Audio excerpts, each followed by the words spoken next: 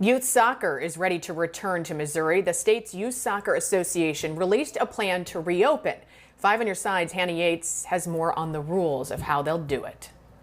On Saturday, youth soccer teams and organizations in certain districts will be able to resume training for the first time in more than 2 months. They'll do so under 3 pages of safety guidelines, affecting more than 32,000 athletes and coaches across the state.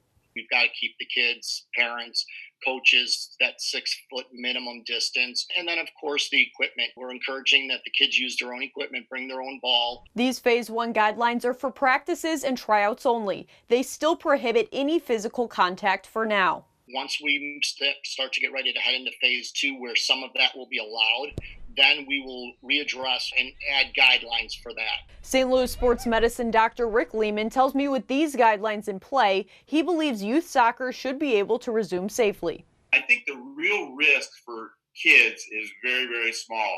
So what's the risk? The risk is that one of the older coaches gets infected from one of the kids, and that's probably the biggest issue.